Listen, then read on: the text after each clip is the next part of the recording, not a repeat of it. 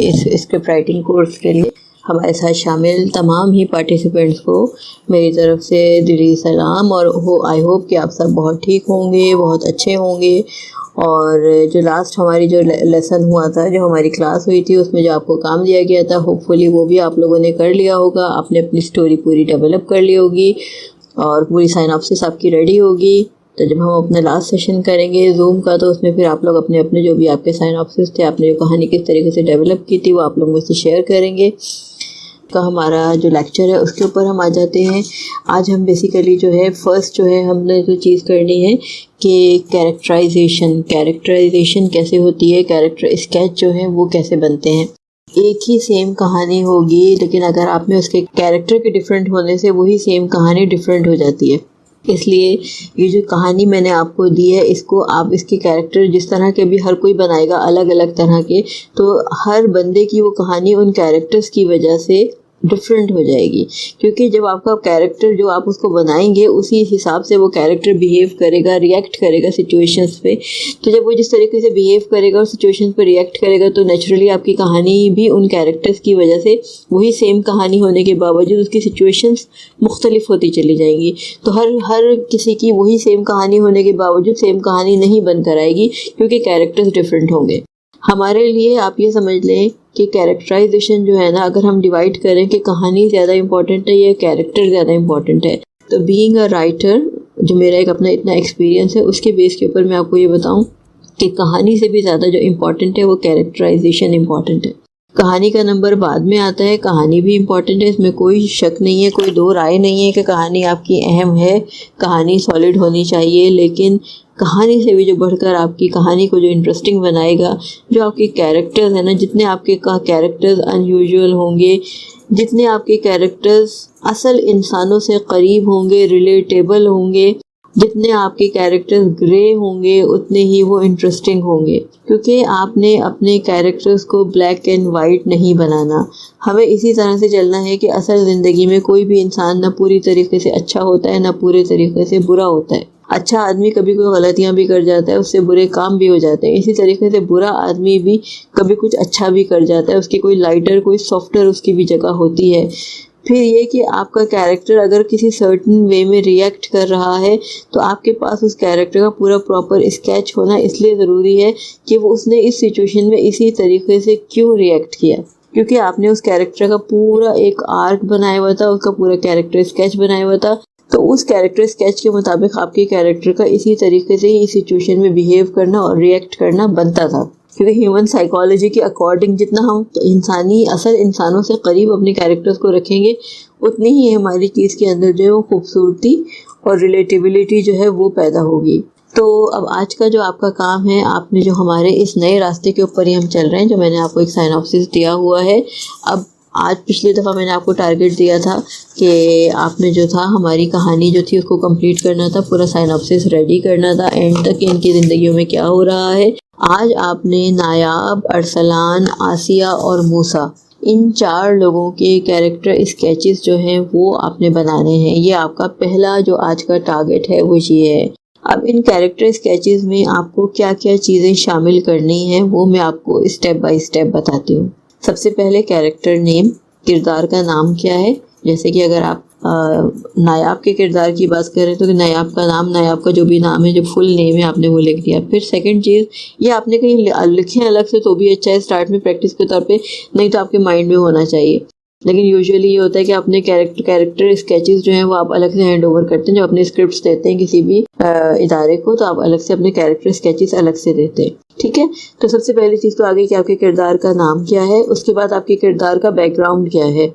Background से मतलब ये है कि उसमें आप ये भी बताएंगे कि वो पाकिस्तान के किस शहर, किस इलाके से बिलोंग करता है, वो शहर में रहता है, वो किसी गांव में रहता है, वो किसी पहाड़ी इलाके में रहता है, वो किसी कस्बे में रहता है, वो पाकिस्तान से बाहर कहीं रहता है। एक चीज़ तो ये हो जाएगी। दूसरा बैकग्राउंड ये होगा कि वो किस सोशल क्लास को बिलोंग करता है। अपर क्लास है, रिच लोग हैं, मिडिल क्लास है, अपर मिडिल क्लास है, लोअर मिडिल क्लास है, या बिल्कुल ही गरीब लोग हैं।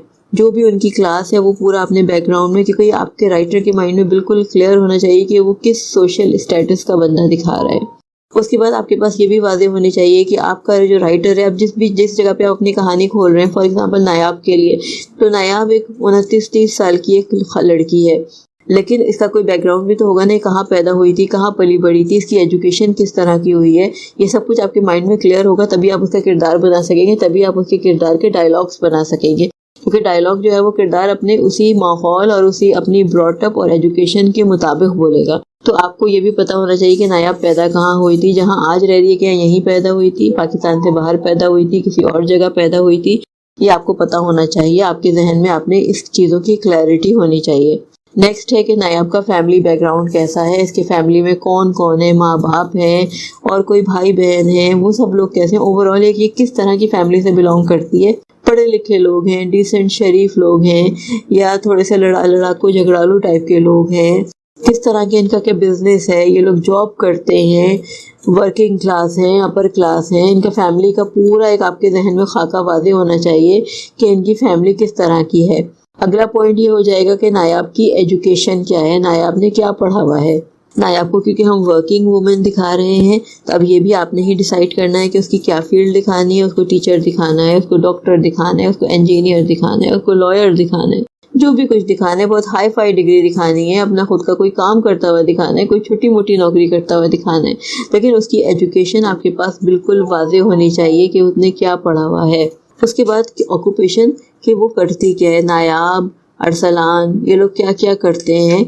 अगर मूसा की बात हो रही है तो मूसा अभी बच्चा है, वो पढ़ रहा है, किस क्लास में पढ़ता होगा, किस तरह के स्कूल में पढ़ता होगा, ये आपको पूरा पता होना चाहिए कि वो कहाँ जॉब कर रहा है या कर रही है, या कहाँ अपना काम कर रहा है, अपना बिजनेस कर रहा है या कर रही है। इसी तरीके से पर्सनैलिटी की बात होगी। पर्सनैलिटी में आपकी पूरी ये चीज़ आ जाएगी कि आपका जो किरदार है वो कपड़े किस तरीके के पहनता है या पहनती है, वो बातचीत किस तरह से करता है या करती है, बहुत नरम मिजाज का आदमी या औरत है या थोड़ा सा सख्त मिजाज का है, लोगों के साथ उखड़ा रहता है या लोगों के साथ बहुत फ्रेंडली है। एक उसकी जो ओवरऑल पूरी पर्सनैलिटी है उसको पूरा हमने इसमें हमारे जहन में वाज़ेह होना चाहिए कि हम किस तरह का किरदार बना रहे हैं। इसके बाद अगला जो पॉइंट होगा वो होगा की ट्रेड्स, उसकी शख्सियत की ख़ास बातें क्या हैं। ख़ास बातें ये भी हो सकती हैं कि वो ऊपर से तो वो बड़ा सख्त है, सख्त जुमले बोल जाता है, लेकिन दिल का नरम है, किसी को नो नहीं कह सकता या नो नहीं कह सकती, या ये कि इसका जो ईगो है वो बहुत बड़ा है, ये अपनी अना के ऊपर बड़ी से बड़ी चीज़ों को कुर्बान कर देता है या कुर्बान कर देती है, या ये एम्बिशियस बहुत है, ये अपने करियर को लेके फोकस्ड बहुत है और अपने करियर के आगे ये किसी की भी परवाह नहीं करता या नहीं करती। मैं एग्जांपल्स दे रही हूँ, यानी कि की ट्रेड्स आपने, यानी कि बिल्कुल जो उसकी शख्सियत की सबसे नुमाया जो खूबी है, जो कि अच्छाई भी हो सकती है बुराई भी हो सकती है, तो उसकी शख्सियत की सबसे नुमाया जो कोई खुसूसियत है वो क्या है, जो कि पॉजिटिव साइड और नेगेटिव साइड दोनों पे दिखाई जा सकती है। उसके बाद आपके इस किरदार की स्ट्रेंथ क्या है। इसकी स्ट्रेंथ ये है कि भाई ये जो है बहुत अच्छा अर्न करता है, या ये लोगों के साथ बड़ा सुलझू होके रहता है, या ये कि ये अपनी फैमिली के साथ बड़ा जो है इसका जो रवैया है वो बड़ा पॉजिटिव है, या मुश्किल सूरत हाल का भी ये सामना बड़ी अच्छे तरीके से कर लेता है, या ये लोगों के साथ हैंडलिंग और डीलिंग बड़ी अच्छी कर लेता है। जो भी कोई उसके पावरफुल पॉइंट्स हैं, उसकी स्ट्रेंथ्स हैं, वो आपके पता होने चाहिए कि आपके किरदार की ये अच्छाइयाँ हैं। वीकनेस इसकी क्या है आपके किरदार की, ये भी आपको पता होना चाहिए। गुस्से का तेज है, इमोशनल फ़ौरन हो जाता है या हो जाती है, छोटी सी बात को भी फ़ौरन दिल पे ले लेती है, दिल कोई बात हो जाए तो वो दिल से निकलती नहीं है, लोगों के खिलाफ दिल में बात रख लेती है, अगर नाराज़ हो जाए तो फिर किसी से मानती नहीं है। जो भी कोई वीकनेस है आपके पास, आपके किरदार की वीकनेस भी वाज़ेह होनी चाहिए। ये अपनी अना के आगे किसी को भी नहीं देखती, किसी को भी नहीं सोचती, ज़िद्दी बहुत है। जो भी कोई इस तरह की चीज़ें हैं ना, वो आप अपने किरदार की वीकनेस में डालेंगे, क्योंकि उसकी जो स्ट्रेंथ है उसके किरदार की और जो वीकनेसेस हैं उन्हीं को आप यूज़ करेंगे अपने किरदार को आगे जिन सिचुएशंस में वो घिरेगा, जो उसके सामने आएंगी सूरत हाल, उनमें उसका आपका किरदार का रद्द अमल क्या होगा, उसको बनाने के लिए आपके पास आपके किरदार की ये पूरी जो एक ये है ना, ये पूरा बायोडेटा आपके पास आपके किरदार का मौजूद होना चाहिए। ये काम जब आप कर लेंगे कि आपने ये पूरा स्केच बना लिया, ठीक है, इसके बाद अगला काम जो आपको करना है अपने किरदार के लिए, इन तमाम किरदारों के लिए जो हमारे 4 मेन किरदार हैं, नायाब, अरसलान, आसिया और मूसा, इन चारों किरदारों की अब ये कैरेक्टर स्केच बनाने के बाद जो अगला असाइनमेंट मैं आपको दे रही हूँ वो ये है कि आपने इसी की कहानी अब आप अपनी बना चुकी हैं कि मोटिवेशंस क्या हैं आपके किरदार की। आपका किरदार जो है वो चाहता क्या है, आपके किरदार का अल्टीमेट गोल क्या है। नायाब जिंदगी में क्या चाहती है, वो धोखा खा चुकी है, वो अब दोबारा किसी से मोहब्बत नहीं करना चाहती, वो किसी से कोई रिश्ता नहीं बनाना चाहती, या ये एक ऑप्शन ये है, या ये कि वो दोबारा अब अपने लिए कोई लाइफ पार्टनर ढूंढ रही है, वो दोबारा लाइफ में सेटल डाउन होना चाहती है, वो अपनी एक खुद की ज़िंदगी, अपना खुद का बच्चा चाहती है। तो आपके किरदार की आपके पास मोटिवेशन वाज़ेह होनी चाहिए। आसिया क्या चाहती है, आसिया बहुत करियर ओरिएंटेड है, गोल ओरिएंटेड है, वो बहुत कुछ कमाना चाहती है, वो अपना बच्चा जो है वापस अरसलान से ले लेना चाहती है। अरसलान अपने बच्चे के लिए क्या क्या करना चाहता है, उसकी ज़िंदगी का मकसद अब सिर्फ और सिर्फ उसका बच्चा मूसा है। वो अब ज़िंदगी में दोबारा कोई पार्टनर चाहता है या नहीं चाहता। आपको पास आपके किरदार की जो मोटिवेशन है कि वो ज़िंदगी में चाहता क्या है, वो आपको बहुत वाज़ेह होने चाहिए। आपके किरदार के गोल्स क्या हैं अल्टीमेटली, कि आपके किरदार जो है वो अपनी लाइफ के बारे में क्या सोचता है, क्या उसके फ्यूचर प्लान्स हैं, ये आपको क्लियर पता होना चाहिए। आपके कैरेक्टर्स का एक पूरा प्रॉपर कैरेक्टर स्केच बनना चाहिए, यानी कि जहाँ आपकी कहानी शुरू होगी वहाँ से लेकर और जहाँ आपकी कहानी एंड होगी, आपके किरदार को इवॉल्व होना ज़रूरी है, जैसे हम इंसान भी इवॉल्व होते हैं।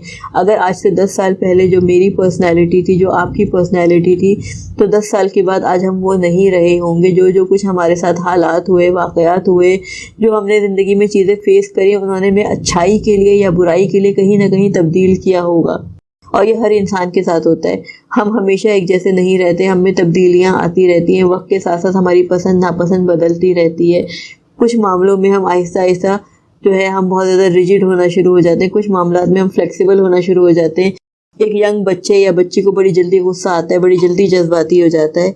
एक थोड़ा जो मैच्योर उम्र का आदमी या औरत होता है, उसके अंदर एक बुर्दबारी, एक ठहराव आ जाता है। वो बहुत जल्दी चीज़ों के ऊपर रिएक्ट नहीं करता, वो बहुत सारी चीज़ों को, बहुत सारी बातों को लेट गो भी कर देता है, उन पर रिएक्शन नहीं देता, कि रिएक्शन देने से कहीं बेहतर है कि इस बात पर खामोशी इख्तियार कर ली जाए। तो आपके कैरेक्टर का भी एक पूरा प्रॉपर कैरेक्टर एक आर्क बनना ज़रूरी है, कि कहानी जहाँ से शुरू हुई थी आपके किरदार को उसी ए पॉइंट के ऊपर ही आखिर तक खड़ा हुआ नज़र आना नहीं चाहिए।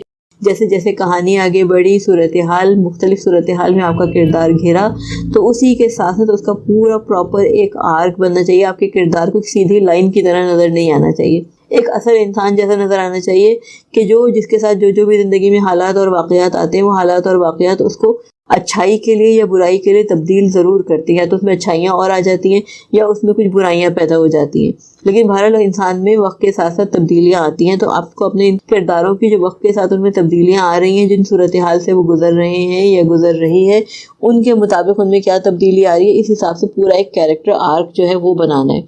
और ये कैरेक्टर आर्क का मतलब यही है कि इस पूरी कहानी के दौरान आपका किरदार जो है ना कितना चेंज हुआ। जो मैंने आर्क कहा ना, कि वो आपका ग्राफ की तरह होना चाहिए, ऊपर नीचे होगा आपका कैरेक्टर, सीधी लाइन नहीं होगी, उसके अंदर चेंजेस आएंगी, वो इवॉल्व होगा, उसमें बहुत सारा कुछ जो है बदलाव आएगा, उसकी शख्सियत में, उसके मिजाज में, उसकी गुफ्तगू में, जो सूरत हाल और वाक़यात होंगे उनके हिसाब से वो चीज़ जो होगी, और वो जस्टिफाइएबल भी हमारे लिए होगी कि हाँ भाई ये सूरत हाल में गया था या गुजरी थी इस चीज़ से, इसलिए ये ऐसा हो गया या इसलिए ये ऐसी हो गई। अच्छा, उसके बाद आपके पास ये वाक़यात बहुत जो हैं इम्पॉर्टेंट हैं, कि कौन से वाक़े ने आपके किरदार की शख्सियत में क्या तब्दीलियाँ पैदा की थी। अगर हम नायाब की बात करें तो नायाब के लिए सबसे ज़्यादा जो ट्रॉमेटिक मोमेंट है उसकी लाइफ का, जब उसका बच्चा जो था वो अस्पताल में मरा था और उसका शौहर उसके पास नहीं आया था, वो दूसरी लड़की के पास है जिसके साथ वो अपनी बीवी को चीट कर रहा था। तो वो उसकी शख्सियत का एक बहुत बड़ा बदल जाने का पॉइंट आया था, कि कोई वाक़यात होते हैं, कोई चीज़ें होती हैं जो इंसान को बदलते हैं, इंसान को वो नहीं रहने देते जो वो बेसिकली होता है। तो ये तमाम चीज़ें जो है इन चारों कैरेक्टर्स के साथ आपने ये प्रैक्टिस करनी है।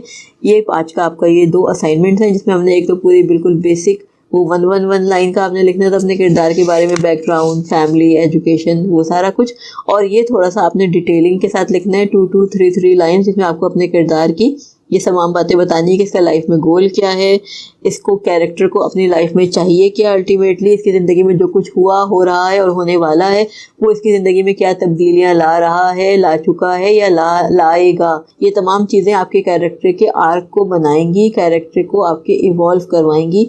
तो ये 2 काम आपने आज का जो असाइनमेंट है ये आपने करने हैं। तो आज का ये हमारा जो लेक्चर था ये इसी हवाले से हो गया, कैरेक्टराइजेशन के हवाले से, जो कि किसी भी कहानी का सबसे ज़्यादा अहम इंग्रेडिएंट होता है, सबसे अहम हिस्सा होता है। अगर आपके कैरेक्टर्स इंटरेस्टिंग नहीं हैं, रिलेटेबल नहीं हैं, असल इंसानों जैसे वो नहीं बोल रहे, नहीं साउंड कर रहे, असल इंसानों जैसी उनकी आप साइकोलॉजी के अंदर नहीं जा रहे, तो आपकी कहानी जो है वो आपकी जो ऑडियंस है वो उनके साथ बिल्कुल भी रिलेट नहीं कर सकेगी उन कैरेक्टर्स के साथ।